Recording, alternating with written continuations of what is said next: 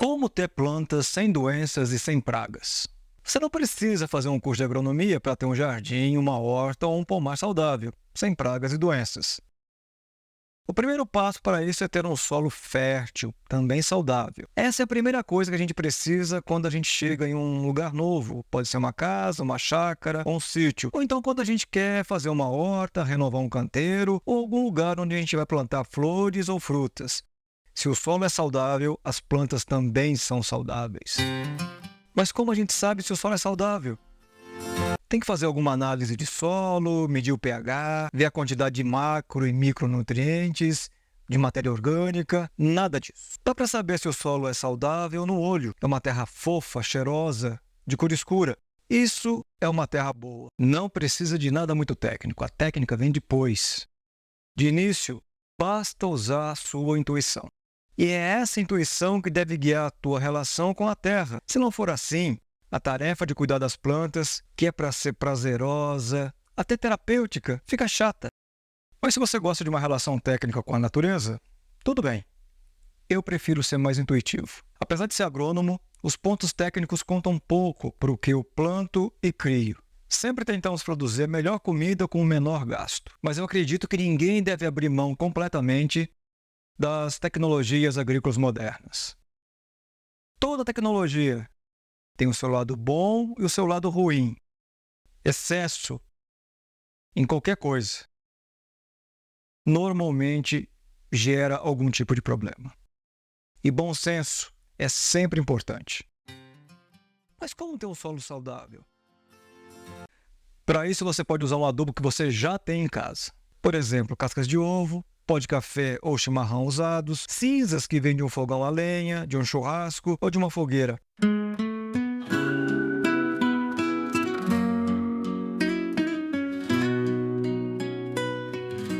A gordura do churrasco, aquela que cai nas cinzas, também conta. Para ter uma terra fofa, cheirosa e escura, é preciso ter duas coisas abundantes em tudo que é vivo: carbono e nitrogênio. Os micro-organismos do solo são beneficiados pela matéria orgânica e eles têm uma relação estreita com as plantas. E como adicionar matéria orgânica no solo? Dá para colocar restos de madeira, folhas, esterco de diferentes origens. Restos de madeira, palha ou folhas secas têm muito carbono. Já as folhas verdes e esterco têm muito nitrogênio. É como se fosse o chão de uma floresta. No chão de uma floresta tem madeira e folhas mortas. A decomposição desse material faz o solo de uma floresta, ao longo dos anos, ficar cada vez mais saudável. Ele é escuro, cheiroso e fofo. É isso que a gente quer reproduzir na nossa horta, no nosso jardim ou no nosso pomar. Assim haverá mais folhas, flores e frutos, tudo saudável. Mas será que é só colocar madeira e folhas em cima da terra? Não! Esse processo de decomposição demora muito, mas a gente pode acelerar ele. Basta fazer composto. É assim que a gente produz o melhor adubo do mundo para as nossas plantas. O composto é o melhor NPK caseiro que você pode fazer. E você não precisa ficar apegado ao que é feito em grandes plantações. Com o composto, você faz uma agricultura mais natural, mais sua. E como fazer composto?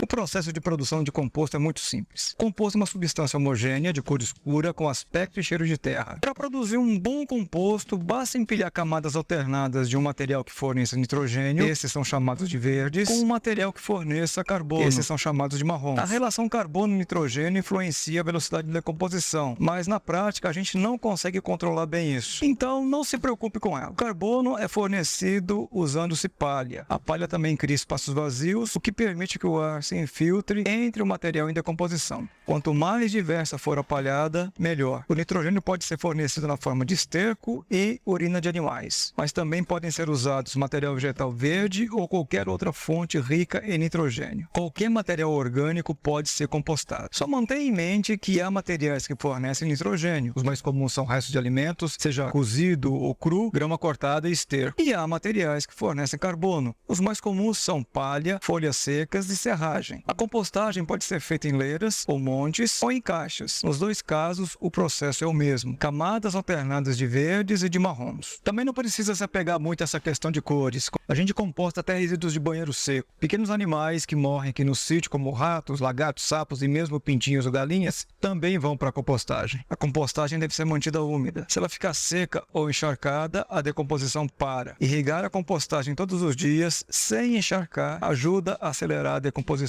A gente produz composto em 3, 4 meses. Atualmente estamos usando uma composteira de 2 câmaras. Mantemos sempre uma câmara vazia e outra cheia. Cada câmara tem 1,20 m de altura, comprimento e largura. Então, cada câmara tem capacidade para armazenar até 1.500 litros de composto. As tábuas foram colocadas distanciadas 5 centímetros uma da outra para facilitar a aeração do composto. A gente não interfere no processo de compostagem. Isso quer dizer que a gente não revira o composto, não adiciona qualquer tipo de adubo ou aditivo nele. Mas lembre que todo ser vivo é parte de um todo. Solo saudável sustenta planta saudável. Planta saudável fica menos doente e atrai menos pragas. Mas é preciso que outras coisas sejam favoráveis. Polinização, se necessário. Água, na hora e quantidade certa. O clima tem que ajudar. Até outras plantas do entorno podem ser importantes.